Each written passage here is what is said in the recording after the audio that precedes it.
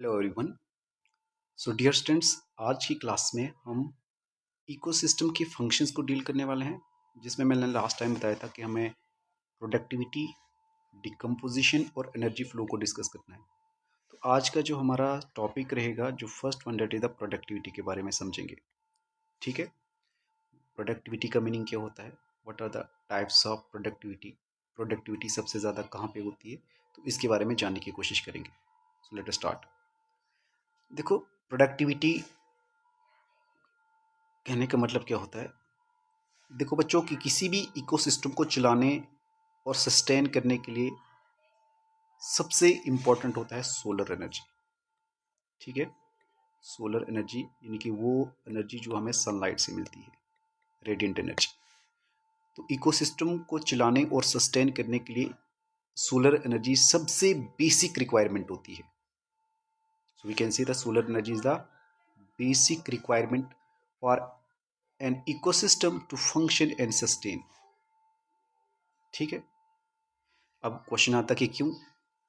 क्योंकि देखो, किसी भी इकोसिस्टम में सबसे पहले जब फूड का प्रिपरेशन करते हैं तो इसी सोलर एनर्जी से प्लांट जो है फोटोसिंथेसिस के प्रोसेस को शो करते हैं, और जब वो फोटोसिंथेसिस के प्रोसेस को शो करते हैं तो उसी से अपनी फूड को प्रिपेयर करते हैं। तो इसीलिए हम बताते हैं कि और उसी फूड को फर्दर आगे कंज्यूम आपके कंज्यूमर करते हैं। तो इसीलिए हम बता सकते हैं कि जो सोलर एनर्जी है ये सबसे बेसिक रिक्वायरमेंट होती है किसी भी एक इकोसिस्टम में। अच्छा, इसमें क्या होता है कि जब प्लांट फोटोसिंथेसिस के दौरान per unit area per unit time जो बायोमास या we can say the organic matter बनाते हैं, एक्चुअल में उसे हम प्राइमरी प्रोडक्शन कहते हैं। चलो, प्राइमरी प्रोडक्शन को समझने से पहले हम सीधा एक प्रोडक्टिविटी के डेफिनेशन को जान लें कि एक्चुअली में प्रोडक्टिविटी का मतलब क्या होता है। प्रोडक्टिविटी का मतलब होता है the rate of biomass formation. जो भी फोटोसिंथेसिस के समय जो आपका बायोमास का प्रोडक्शन होता है, the rate of biomass formation, ठीक है, उसे एक्चुअली में प्रोडक्टिविटी कहा जाता है। यानी कि बायोमास बनाने की रेट को प्रोडक्टिविटी कहा जाता है। और अगर इसके यूनिट को देखा जाए तो पहले आप यूनिट भी तैयार करें कि यूनिट प्रोडक्टिविटी का क्या होता है। तो यूनिट होता है, अगर हम वेट के टर्म्स में अगर इसको एक्सप्रेस करते हैं तो gram per square metre square per year, इसका ये यूनिट होता है। और इसी तरीके से अगर हम इसको एनर्जी के फॉर्म में एक्सप्रेस करें तो kilo calorie metre square per year की फॉर्म में इसको रिप्रेजेंट किया जाता है। एनर्जी की फॉर्म में इसका यूनिट होता है ये वाला, और वेट के फॉर्म में इसका होता है gram square metre square per year. This one is the unit of productivity.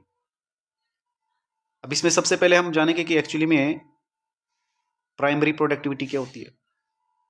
तो प्राइमरी प्रोडक्टिविटी कहने का मतलब हुआ प्लांट फोटोसिंथेसिस के दौरान per unit area per unit time में जो बायोमास या ऑर्गेनिक मैटर बनाते हैं उसे प्राइमरी प्रोडक्टिविटी बताते हैं।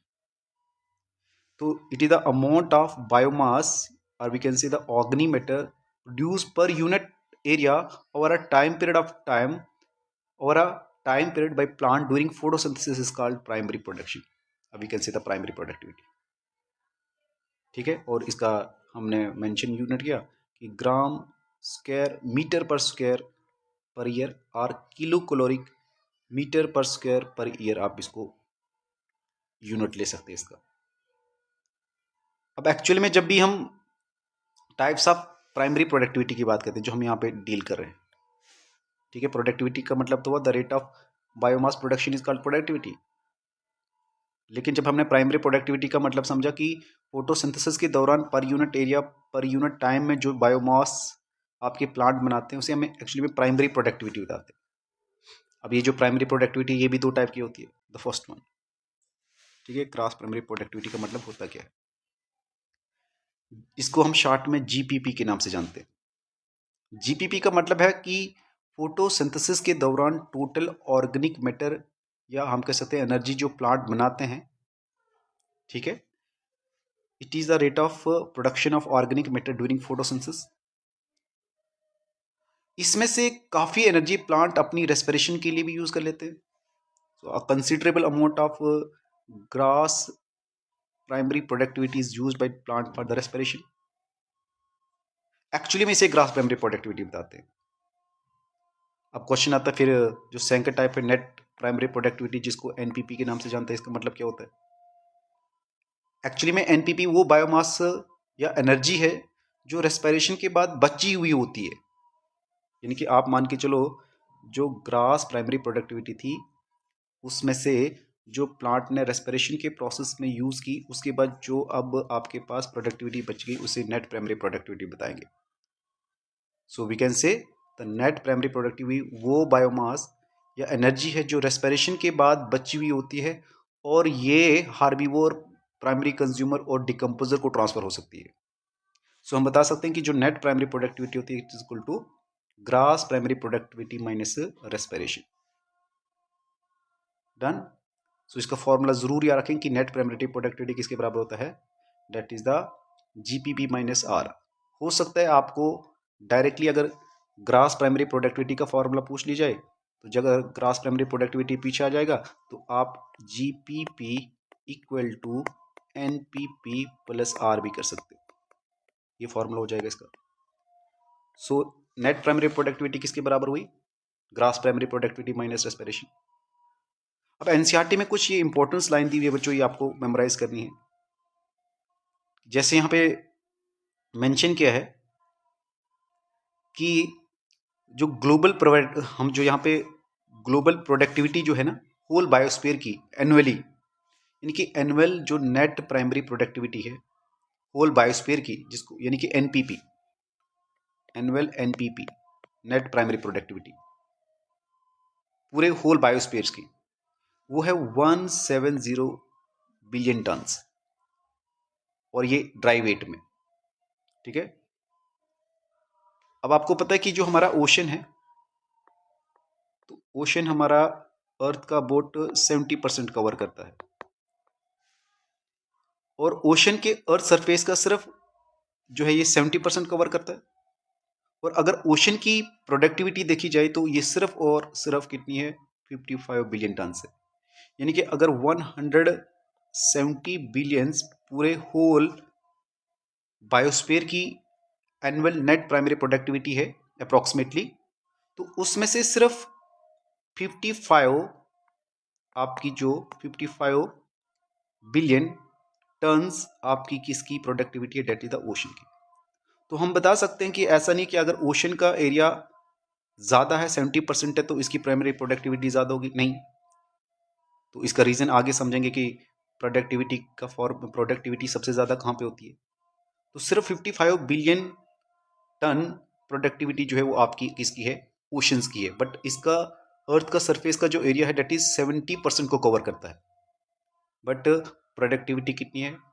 55 बिलियन टन। इसका मतलब अगर आप इसको 170 माइनस 55 करोगे तो अप्रोक्सीमेटली आपके पास क्या आंसर आएगा? 5, ठीक है, 1 1, यानी कि 115 बिलियन टन जो है ओशन को छोड़ के जो है दूसरी प्रोडक्टिविटी है। अब वो किस की हो सकती है तो उसको जानने की बात करेंगे।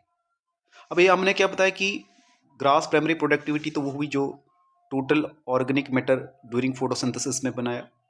अब नेट प्राइमरी प्रोडक्टिविटी में ये समझा कि grass primary productivity net primary productivity में क्या हुआ कि प्लांट ने जो कुछ पार्ट इसका जो है रेस्पिरेशन की पार्ट में यूज़ किया, जिससे हमने बताया कि जो gross primary productivity minus R क्या हो गया? आपका नेट प्राइमरी प्रोडक्टिविटी। अब नेक्स्ट में आता कि what do you mean by the secondary productivity. अब देखो जो आपकी रिमेनिंग प्रोडक्टिविटी बच गई थी कौन सी वाली? Net primary productivity. तो अब वो किसके लिए यूज़ होगी? वो आपके कंज्यूमर्स के लिए। सो कंज्यूमर यानी कि एनिमल के द्वारा न्यू ऑर्गेनिक मैटर के फॉर्मेशन को हम एक्चुअली में सेकेंडरी प्रोडक्टिविटी कहलाते हैं। So it is the rate of formation of new organic matter by consumers. And primary productivity vary in different ecosystem because it depend on, देखो जो भी primary productivity होती है वो कई फैक्टर्स पे डिपेंड करती है। यानी कि सबसे पहले अगर प्राइमरी प्रोडक्टिव अगर बात करें तो हम बताएंगे कि सबसे ज़्यादा प्राइमरी प्रोडक्टिविटी कहाँ पे ज़्यादा हो। तो कॉमन सेंस से प्राइमरी प्रोडक्टिव वहाँ पे हो सकती है उस एरिया में जहाँ पे ज़्यादा प्लांट स्पीशीज़, एरिया में मौजूद प्लांट स्पीशीज़ कितने हैं वो डिपेंड करता है कि इन्वायरमेंटल फैक्टर कैसा है, यानी कि लाइट, टेम्परेचर, वाटर पे डिपेंड करता है, न्यूट्रिएंट की अवेलेबिलिटी पे डिपेंड करता है, और प्लांट की फोटोसिंथेटिक कैपेसिटी पे डिपेंड करता है। सो इसे हम एक्चुअली में बताते हैं कि ये वो फैक्टर्स हैं जो एक्चुअली में प्राइमरी प्रोडक्टिविटी को इस पे डिपेंड करती है, इन फैक्टर्स पे जो है प्राइमरी प्रोडक्टिविटी डिपेंड करती है। So I hope this one is clear now. अब इसके बाद यूनिट्स तो हमने अभी देख लिया कि प्राइमरी प्रोडक्टिविटी के यूनिट्स क्या होते हैं, तो ये याद रख लेना। अगर बायोमास यूनिट की बात करें तो इसको ग्राम मीटर पर स्क्वायर ईयर में यूज करते हैं। कभी डायरेक्टली पूछा जाएगा कि प्रोडक्टिविटी का यूनिट क्या होता है, तो चाहे आप ग्रास प्राइमरी प्रोडक्टिविटी की बात करो, नेट प्राइमरी प्रोडक्टिविटी की बात करो, या सेकेंडरी प्रोडक्टिविटी की बात करो, तो यूनिट सेम ही रहेगा। लेकिन बायोमास का यूनिट क्या होगा, that is the gram metre square per year. और अगर एनर्जी का यूनिट अगर प्रोडक्टिविटी का देखोगे तो किलो कैलोरी या किलो जूल भी आप वर्ड यूज करते हो, मीटर स्क्वायर पर एरिया। तो आप इस यूनिट को जरूर मेमोराइज करें, ये यूनिट होता है प्रोडक्टिविटी का। इसके अलावा अगर हम थोड़ा सा अगर जाने प्रोडक्टिव पर यूनिट एरिया सबसे ज्यादा किसी होती है, पर यूनिट एरिया में सबसे ज्यादा याद रख लेना एस्चुरीज की होती है। इसके अलावा ओवरऑल इकोसिस्टम की बात करें तो एस्चुरीज की पर यूनिट एरिया में, यानी कि अगर मान के चलो 1 स्क्वायर हमने इतना सा एरिया लिया, इतना हमने एस्चुरीज का लिया, ट्रॉपिकल रेन फॉरेस्ट का, कोरल, जो भी आपको यहाँ पे दिए हुए हैं, लेकिन सबसे ज्यादा यहाँ पे प्रोडक्टिविटी किसकी होगी पर यूनिट एरिया में, वो होगी एस्चुरीज की। लेकिन अगर प्रोडक्टिविटी ऑल ओवर देखा जाए, विदाउट पर यूनिट एरिया देखा जाए, तो सबसे ज्यादा टोटल प्रोडक्टिविटी होती है ओपन ओशन की, अगर विदाउट पर यूनिट एरिया देखा जाए। ठीक है, उसके बाद ट्रॉपिकल रेन फॉरेस्ट की। लेकिन प्रोडक्टिविटी अगर टेरेस्ट्रियल इकोसिस्टम में विदाउट पर यूनिट एरिया देखा जाए तो सबसे ज्यादा होते हैं ट्रॉपिकल रेन फॉरेस्ट की, वेरी इंपॉर्टेंट। तो अगर ओवरऑल देखोगे, अगर हम टेरेस्ट्रियल इकोसिस्टम में सबसे ज्यादा देखेंगे ट्रॉपिकल रेन फॉरेस्ट की सबसे ज्यादा प्रोडक्टिविटी होती है, उससे कम टेम्परेट फॉरेस्ट की होती है, उससे कम ट्रॉपिकल ग्रासलैंड जिनको सुवाना के नाम से जानते हैं, टेम्परेट ग्रासलैंड की, उसके बाद डेजर्ट की, उसके बाद तुंद्रा की। सो ये सीक्वेंस है टेरेस्ट्रियल इकोसिस्टम की प्रोडक्टिविटी का। So productivity in terrestrial ecosystem but without per unit area.